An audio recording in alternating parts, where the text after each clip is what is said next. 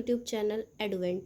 This is very first class of biology of class 9th, the fundamental units of life.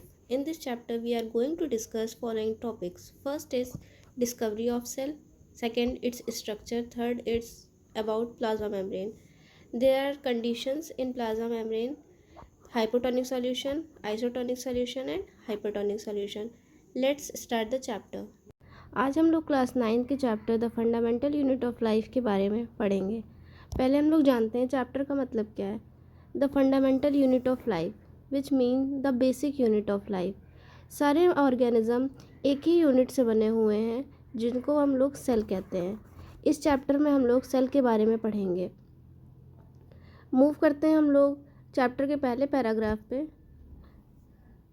पहले paragraph में हमें discovery of cell के बारे में बताया गया है। सेल की डिस्कवरी 1665 में रॉबर्ट हुक के द्वारा की गई थी। रॉबर्ट हुक ने पहले कॉर्क को ऑब्जर्व किया था। कॉर्क जो सब्सटेंस होता है जो ट्री के बार्क से पाया जाता है, मतलब जो ट्रीज़ की जो छाल होती है वहाँ से पाया जाता है। उन्होंने जब अपने खुद के बनाए हुए माइक्रोस्कोप के नीचे कॉर्क को ऑब्ज़र्व किया तो उनको एक हनी कॉम जैसा स्ट्रक्चर ऑब्ज़र्व किया उन्होंने। हनी कॉम जैसा स्ट्रक्चर का मतलब होता है जो मधुमक्खी का छत्ता होता है, वैसे स्ट्रक्चर जैसा उनको दिखा। रॉबर्ट हुक ने इन बॉक्सेस को सेल का नाम दिया। सेल जो है एक लैटिन वर्ड है जिसका मीन होता है एक लिटिल रूम, मतलब एक छोटा सा स्पेस। वैसे तो हमें आज के टाइम पे लगता है सेल की डिस्कवरी कोई बड़ी डिस्कवरी नहीं है, बट उस ज़माने में ये बहुत ही इम्पॉर्टेंट डिस्कवरी थी in the history of sciences.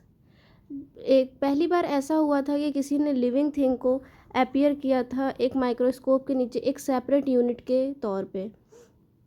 Next आती है ये एक्टिविटी। इस एक्टिविटी को खुद से परफॉर्म करके देखिएगा। आपके स्कूल्स में ये एक्टिविटी कराई जाती है। अगर आपको कोई प्रॉब्लम है तो कमेंट सेक्शन में आप लोग इसको बता सकते हैं, हम इसके लिए एक सेपरेट वीडियो बना देंगे। ओके, नेक्स्ट हम लोग मूव करते हैं दूसरे टॉपिक पे। हमारा नेक्स्ट टॉपिक है व्हाट आर दीज स्ट्रक्चर। इसमें सेल के स्ट्रक्चर के बारे में बताया गया है। अभी ऊपर जो एक्टिविटी परफॉर्म की थी इसमें अनियन बल्ब के स्ट्रक्चर को माइक्रोस्कोप के नीचे देखा गया था। अनियन बल्ब का स्ट्रक्चर कुछ ऐसा दिखता है, देखिए जी। अगर हम लोग माइक्रोस्कोप के नीचे अनियन की पील निकाल करके उसको देखेंगे, पर एक्टिविटी परफॉर्म करेंगे तो हमें कुछ ऐसा स्ट्रक्चर दिखने को मिलता है। ऐसा स्ट्रक्चर हम किसी भी ऑर्गेनिज्म को अगर हम कट सेक्शन निकाल करके उसको माइक्रोस्कोप के नीचे देखेंगे तो हमको ऐसा ही स्ट्रक्चर देखने को मिलेगा। इनको यहाँ पे दिया गया है बेसिक बिल्डिंग यूनिट्स, मतलब बेसिक बिल्डिंग ब्लॉक्स जिनको हम कह सकते हैं। जैसे हम लोगों के घर बनते हैं वो छोटे छोटे ईंटों से बनते हैं, वही ईंटें जो होते हैं वो पूरा घर, पूरा कमरा सब बनाते हैं। वैसे ही पूरा ऑर्गेनिज्म जो होता है वो ऐसे ही छोटे यूनिट्स सेल से बना होता है। नेक्स्ट, जैसे जैसे मैग्नीफाइंग लेंसेज और वेल डेवलप्ड होते गए हैं वैसे वैसे हमें माइक्रोस्कोपिक वर्ड के बारे में पता चला है। माइक्रोस्कोपिक वर्ड मीन्स एक वर्ड होता है यूनिसेलुलर, एक होता है मल्टीसेलुलर। यूनिसेलुलर में सारे ऐसे सिंगल सेल ऑर्गेनिज्म होते हैं जो एक ही सेल से बने होते हैं, और मल्टीसेलुलर ऑर्गेनिज्म में एक सेल से ज़्यादा सेल के ऑर्गेनिज्म पाए जाते हैं। जैसे यूनिसेलुलर ऑर्गेनिज्म में हो जाएंगे हमारा अमीबा, क्लमाइडोमोनास, पैरामीशियम, बैक्टीरिया, ये सारे यूनिसेलुलर ऑर्गेनिज्म हैं। इनकी बॉडी में केवल एक ही सेल प्रेजेंट होता है। नेक्स्ट, मल्टीसेलुलर ऑर्गेनिज्म जैसे कि प्लांट, एनिमल्स, फंजाई, ये सारे मल्टीसेलुलर ऑर्गेनिज्म, इनकी बॉडी में एक से ज़्यादा सेल प्रेजेंट होते हैं। नेक्स्ट, इनके शेप्स के बारे में बताया गया है। इनके शेप बहुत वैरायटी के शेप्स हो सकते हैं। जैसे स्मूथ मसल सेल्स का ऐसे सिलिंड्रिकल सेल्स शेप है, ये ब्लड सेल्स है, आरबीसीज, डब्ल्यूबीसीज का शेप ऐसे होता है, ओवम का सेल है, ये नर्व सेल्स हैं। इनके सेल्स के बारे में आप लोग पढ़ लीजिएगा। सेल का शेप और साइज़ इस बात पे डिपेंड करता है कि वो कौन सा फंक्शन परफॉर्म कर रहे हैं। जैसे अमीबा एक सिंगल सेलुलर ऑर्गेनिज्म है, वो क्या कर सकता है, वो अमीबा जो होता है वो अपना शेप चेंज कर सकता है, क्योंकि उसका एक फंक्शन होता है अमीबा का कि उसको खाना जो होता है कैप्चर करना पड़ता है, तो वो सेल अपना सेल का मूवमेंट करके अमीबा अपना खाना कैप्चर करता है। वैसे ही हमारे जो नर्व सेल्स होते हैं उनका साइज़ जो होता है वो फिक्स्ड होता है, वो अपना साइज़ चेंज नहीं कर सकते। तो ये डिफरेंट टाइप के सेल का प्रॉपर्टी हो गई कि कुछ सेल जो होते हैं वो मूव कर सकते हैं, अपना शेप और साइज़ चेंज कर सकते हैं, कुछ सेल जो होते हैं अपना साइज़ नहीं चेंज कर सकते हैं। नेक्स्ट पैराग्राफ में हमें डिवीज़न ऑफ लेबर के बारे में बताया गया है। सेल में एक बहुत ही ऑर्गेनाइज तरीके से डिवीज़न ऑफ लेबर होता है। हर सेल अपने जैसा वो फंक्शन परफॉर्म कर रहा है उस हिसाब से उसमें फंक्शंस होते हैं। जैसे कि ह्यूमन हार्ट जो होता है वो ब्लड पंप करने के लिए रिस्पॉन्सिबल होता है, तो उसमें एक स्पेशल टाइप के सेल्स होते हैं जो हार्ट के लिए रिस्पॉन्सिबल होते हैं, और जो स्टमक के सेल्स होते हैं वो डाइजेशन के लिए हेल्प करते हैं। ऐसे ही सिंगल सेलुलर ऑर्गेनिज्म के अंदर भी स्पेशल कंपार्टमेंट्स बने होते हैं जिनको सेल ऑर्गेनेलीज कहते हैं। ये सारे सेल ऑर्गेनेलीज एक साथ काम करते हैं और एक सेल जो एक बेसिक यूनिट है उसको बनाते हैं। नेक्स्ट हम लोग चलते हैं, what is the cell made up of, what is the structure organisation of the cell. Cell में जैसे हमने पहले बताया था आपको, स्पेशल कंपोनेंट्स प्रेजेंट होते हैं, उनको ऑर्गेनेलीज बोलते हैं, इनको सेल ऑर्गेनेलीज भी बोलते हैं। ये सेल ऑर्गेनेलीज एक स्पेशल ऑर्गेनाइज तरीके से सेल के अंदर प्रेजेंट होते हैं जो एक स्पेशल फंक्शन परफॉर्म करते हैं। और ये चाहे सिंगल सेलुलर ऑर्गेनिज्म हो चाहे मल्टी सेलुलर ऑर्गेनिज्म हो, सब में विद एक्सेप्शन ऑर्गेनेलीज प्रेजेंट होते हैं। कुछ सेल ऑर्गेनेलीज के नाम यहाँ पे दिए गए हैं, जैसे प्लाज्मा मेम्ब्रेन, न्यूक्लियस, साइटोप्लाज्म। हम लोग इनको वन बाय वन पढ़ेंगे आगे। प्लाज्मा मेम्ब्रेन, और इसको सेल मेम्ब्रेन भी कहते हैं। प्लाज्मा मेम्ब्रेन जो होता है वो आउटर मोस्ट कवरिंग होता है सेल की। जैसे ये सेल है तो इसकी जो कवरिंग है इसको प्लाज्मा मेम्ब्रेन कहते हैं। ये रिस्पॉन्सिबल होती है एक्सटर्नल एनवायरनमेंट से एज अ बैरियर की तरह काम करती है। जैसे हमारी स्किन होती है, हमारी स्किन बाहर के इन्वायरमेंट को और अंदर के इन्वायरमेंट, जो बॉडी के अंदर इन्वायरमेंट है, उससे सेपरेट करती है। वैसे ही काम हमारा प्लाज्मा मेम्ब्रेन भी करती है। प्लाज्मा मेम्ब्रेन को सेलेक्टिवली परमिएबल भी कहा जाता है, क्योंकि ये सेलेक्टिव चीज़ को ही अलाउ करती है उसकी एंट्री और एग्ज़िट का। ऐसा नहीं है कि सारा मटेरियल जो सेल के अंदर प्रेजेंट है वो प्लाज्मा मेम्ब्रेन के अंदर चला आएगा। कुछ चीज़ें ही अंदर आ सकती हैं और कुछ चीज़ें ही बाहर जा सकती हैं सेल की। तो एज अ बैरियर काम कौन करता है? प्लाज्मा मेम्ब्रेन हमारा एज अ बैरियर काम करता है। नेक्स्ट हम लोग पढ़ेंगे डिफ्यूज़न के प्रोसेस के बारे में। डिफ्यूज़न क्या होता है? The movement of substances from high concentration to the region of low concentration separated by a plasma membrane और अ सेलेक्टिवली परमिएबल मेम्ब्रेन। इसमें क्या होता है, सब्सटेंस जैसे हाई कंसनट्रेशन में प्रेजेंट है, जैसे ये हमारा बीकर है, एक वेसल की तरह हम लोग मान लें, और यहाँ पे एक plasma membrane as a barrier मान सकते हैं। देखिए ये हमारा प्लाज्मा मेम्ब्रेन है, सेलेक्टिवली परमिएबल मेम्ब्रेन है। यहाँ पे हमें कंसंट्रेशन ज़्यादा है। कंसंट्रेशन ज़्यादा का मतलब अमाउंट ज़्यादा प्रेजेंट है किसी भी चीज़, किसी भी सब्सटेंस का, और दूसरी तरफ उसी सब्सटेंस का अमाउंट कम प्रेजेंट है। तो मूवमेंट कैसे होती है प्लाज्मा मेम्ब्रेन के अक्रॉस? मूवमेंट होगी from high concentration to low concentration, मतलब जहाँ सब्सटेंस ज़्यादा है वहाँ से कम की तरफ मूवमेंट होती है। इसको ये क्या कहते हैं? ऑस्मोसिस कहते हैं, इसको डिफ्यूज़न कहते हैं। सेम प्रोसेस अगर हम वाटर में होता है तो उसको हम लोग डिफ्यूज़न कहते हैं। ये एक एग्जांपल है, इसको हम समझाते हैं आपको।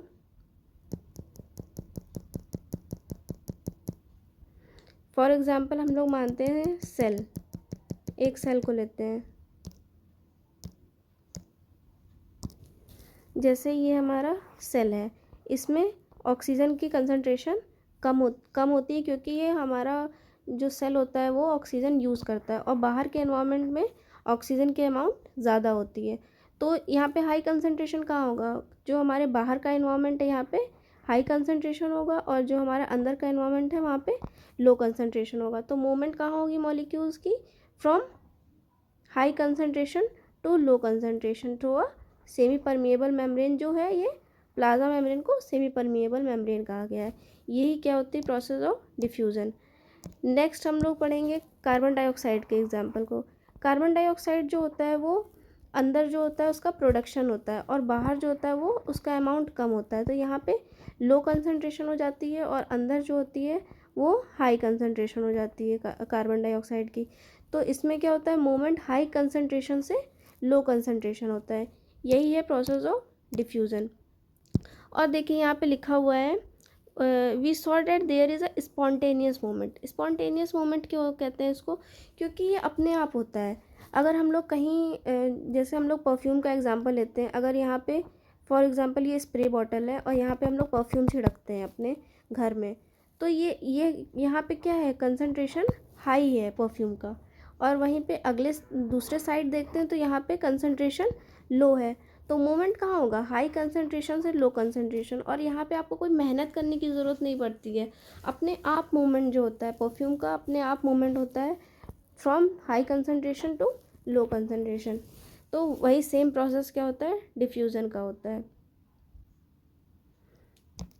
इसमें एग्जांपल देखिए, यहाँ पे कार्बन डाइऑक्साइड और ऑक्सीजन का दे रखा है और जो मैंने एग्जांपल समझाया है वो सेम यहाँ पे दे रखा है। नेक्स्ट हम लोग मूव करेंगे वाटर के बाद। डिफ्यूज़न जो होता है वो क्या होता है, एक स्पेशल टाइप का ऑस्मोसिस होता है, उसको ही डिफ्यूज़न कहते हैं। बस इसमें क्या होता है, मूवमेंट जो होता है गैसेस का नहीं होता है, वाटर का होता है। देखिए यहाँ पे लिखा हुआ है the movement of water across a plasma membrane from high concentration to low concentration is called a osmosis. आप लोग अपने कॉपी में भी लिख सकते हैं, the movement of water molecule from high concentration to low concentration through a selectively permeable membrane, for example plasma membrane, is called a osmosis. next हम लोग क्या करेंगे, एक एनिमल सेल को शुगर और सॉल्ट के सॉल्यूशन के अंदर रखेंगे। हमें 3 टाइप के सॉल्यूशन मिलेंगे। पहला हाइपोटोनिक सॉल्यूशन, आइसोटोनिक सॉल्यूशन और हाइपोटोनिक सॉल्यूशन। इसको हम लोग 1 बाय 1 पढ़ेंगे। फर्स्ट हम लोग देखेंगे हाइपोटोनिक सॉल्यूशन को। हाइपोटोनिक सॉल्यूशन में क्या होगा, जैसे हम लोग एक बीकर लेंगे, उसके अंदर एक सेल को रखेंगे।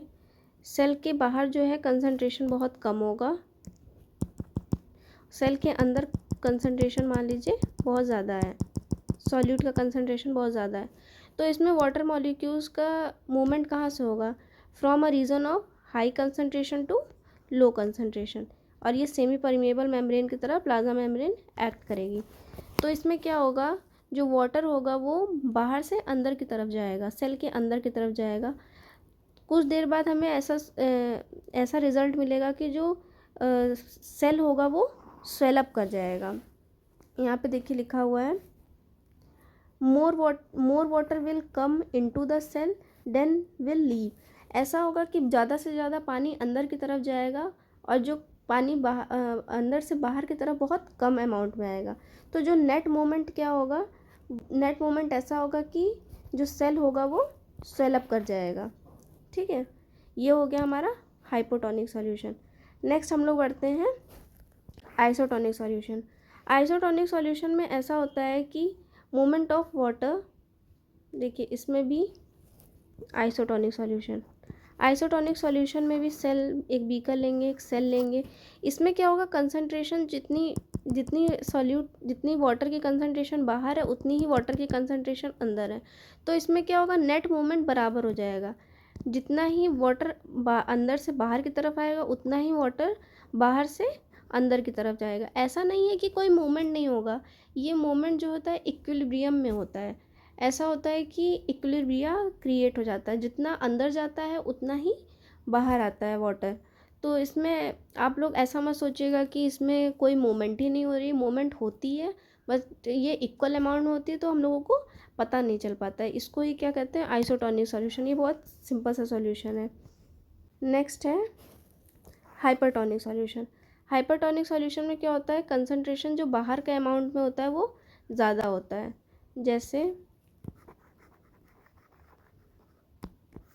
जैसे ये बीकर लिया, ठीक है, ये सेल है, तो सेल के अंदर कंसंट्रेशन कम होती है और सेल के बाहर कंसंट्रेशन बहुत ज़्यादा होती है, तो ये क्या होता है, एक हाइपरटोनिक सॉल्यूशन होता है। इसमें क्या होता है, मूवमेंट जो वाटर का होता है फ्रॉम, जैसे अंदर की कंसंट्रेशन वाटर की ज़्यादा है तो कहाँ से होगा, बाहर से अंदर की तरफ होगा। अंदर से बाहर की तरफ होगा मूवमेंट वाटर का। तो जब ये अंदर से बाहर की तरफ वाटर का मूवमेंट होता है तो थोड़ी देर बाद हमें देखने को मिलता है कि जो सेल होता है वो ऐसे श्रिंक कर जाता है, ऐसे सिकुड़ सा जाता है, क्योंकि सारा जो कंसंट्रेशन इसका अंदर का होता है वो बाहर वाटर में चला जाता है। तो देखिए यहाँ पे पैराग्राफ में लिखा भी है,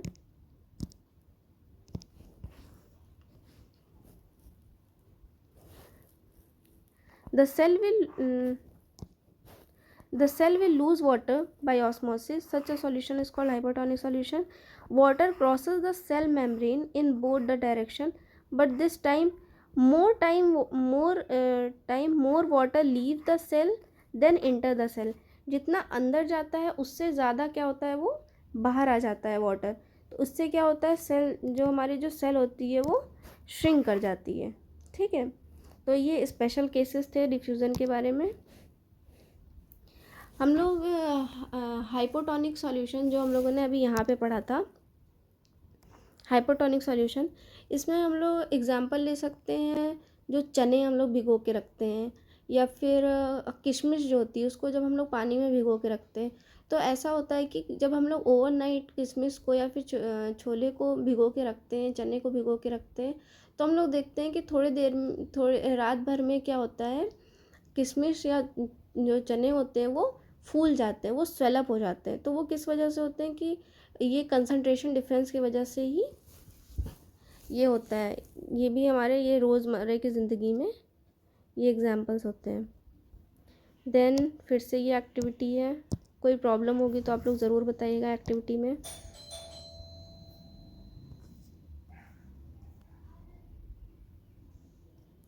नेक्स्ट पैरा में जाते हैं। यूनिसेलुलर फ्रेश वाटर ऑर्गेनिज्म जो होते हैं मोस्टली ऑस्मोसिस से ही अपना काम करते हैं। ठीक है, और यहाँ पे ये भी दिखाया गया है, जो एब्जॉर्प्शन होता है, एब्जॉर्प्शन जो प्लांट होते हैं उनकी जो रूट्स होती हैं वो भी मेनली ऑस्मोसिस के थ्रू ही वाटर को एब्जॉर्ब करती है। जो यहाँ पे वाटर मॉलिक्यूल्स प्रेजेंट होते हैं इनका जो एब्जॉर्प्शन होता है वो मेनली ऑस्मोसिस के थ्रू ही होता है। नेक्स्ट पैरा में दिया गया, diffusion is a very important in exchange of gases water in life of a cell. जितने न्यूट्रिशन जो सेल के अंदर जाने होते हैं वो भी ऑस्मोसिस के प्रोसेस के थ्रू ही होते हैं। Different molecule move in and out of the cell through the type of transport requiring use of energy. Diffusion में एनर्जी का यूज़ नहीं होता है, लेकिन कई जो स्पेशल टाइप के डिफ्यूज़न होते हैं जैसे फैसिलिटेड डिफ्यूज़न, इनमें क्या होता है, एनर्जी की रिक्वायरमेंट होती है। इसमें अपने आप मॉलिक्यूल हाई कंसंट्रेशन से लो कंसंट्रेशन नहीं जाता, हम लोगों को थोड़ी एनर्जी प्रोवाइड करनी होती है। प्लाज्मा मेम्ब्रेन नेक्स्ट क्या है, प्लाज्मा मेम्ब्रेन एक बहुत फ्लेक्सिबल होता है और किससे बना होता है, लिपिड और प्रोटीन से। वो अपना शेप जो होता है वो चेंज कर, जैसे ये शेप है तो ये शेप ऐसे चेंज कर सकता है। ठीक है, तो ये फ्लेक्सिबल होता है। और क्या होता है, ये किससे बना होता है, लिपिड और प्रोटीन मॉलिक्यूल से बना होता है। However, it is observed that the structure of plasma membrane only through a electron microscope. हम लोग केवल प्लाज्मा मेम्ब्रेन को कैसे देख सकते हैं, इलेक्ट्रॉन माइक्रोस्कोप के नीचे ही देख सकते हैं, हम लोग नेकेड आई से नहीं देख सकते हैं। Flexibility of plasma membrane also enable the cell to engulf the food and other material from its external environment. जैसे हम लोगों ने अमीबा का एग्जाम्पल देखा था, जैसे ये अमीबा का एग्जाम्पल है और अमीबा है और यहाँ पे फूड है, तो अमीबा क्या होता है, ये मूवमेंट करता है और फूड को, ये फूड है तो इसको इनगल्फ कर लेता है। इस प्रोसेस को क्या कहते हैं, एंडोसाइटोसिस कहते हैं। और इसमें आप लोग ये सोच रहे होंगे कि अमीबा का एग्जांपल प्लाज्मा मेम्ब्रेन में कैसे दे दिया गया। तो अमीबा जो है वो सिंगल सेल ऑर्गेनिज्म है। इसके जो बाहर ये कोटिंग है ये भी प्लाज्मा मेम्ब्रेन ही है। तो बेसिकली ये प्लाज्मा मेम्ब्रेन की मूवमेंट ही बता रही है। That's it for this video. Meet you in the next one. Stay tuned. Thanks for watching.